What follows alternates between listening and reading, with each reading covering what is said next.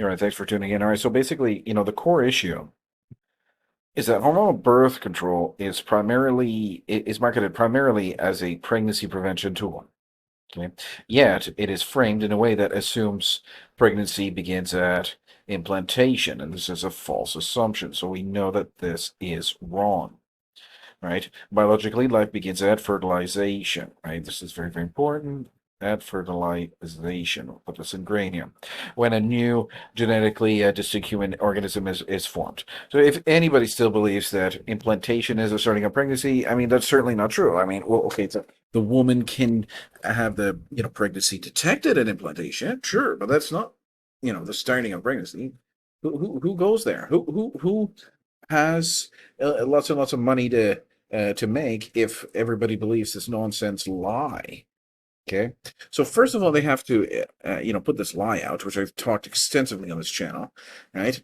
Um, so biologically, life begins at fertilization when the new genetically distinct human organism is formed, right? This means that even in cycles where ovulation and fertilization occur, despite pill use, perfect pill use, despite um, uh, pill the perfect right pill use or whatever you want to say, any embryo that fails to implant is effectively prevented from developing, right? uh, Prevented from developing is very, very generous. We're not going to say that is effectively killed, right? That's what we're going to say, because that's what happened. Yeah. It's killed, right? uh, which, from the standpoint of those who define life at conception, constitutes a loss of an innocent human being.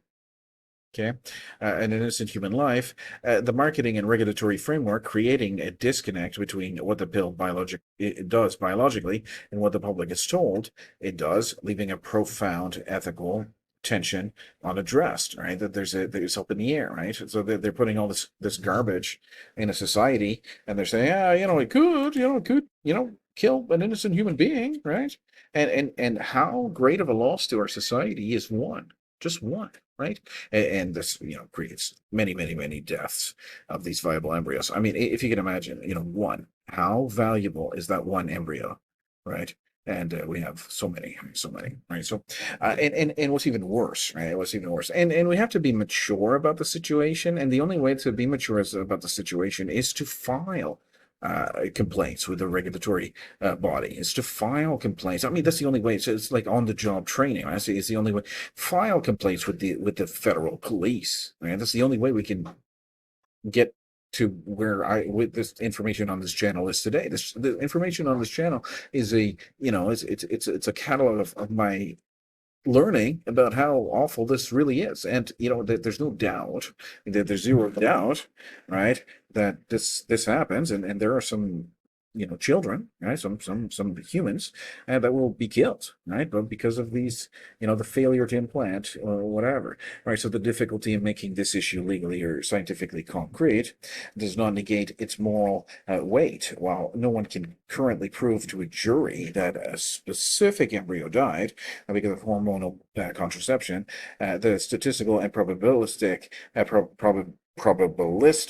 reality is that fertilization must occur in some cases. Right? It must, right? It must occur, right? So must occur. That's really strong, right? It's beyond any kind of a, um, it's not 99% anymore. It's basically, this is really, the 99%. That's only if you believe in implantation. If you're deceived into believing implantation, right?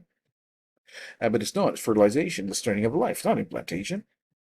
So, the fertilization must occur in some cases, and implantation could be affected, or could fail, or the baby could die. That's what it means here. So, while no one can currently prove to a jury, let's say, for example, she's getting indicted or whatever, because that's where she belongs, under indictment, right? So while no one can currently prove to a jury that a specific embryo died because of hormonal contraception, the statistical and probabilistic reality is that fertilization must occur in some cases, and implantation could be affected. The baby could die at the later and very healthy stage of the implantation. right? So that means this outcome is not hypothetical in principle. It happens in human biology.